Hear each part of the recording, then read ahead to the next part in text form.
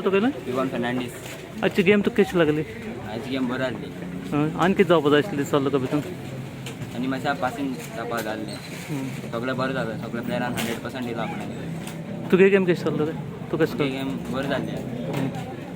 Okay. आनी आतां जे नवे प्लेयर आसा तांकां तूं कितें सांगपाक शकता?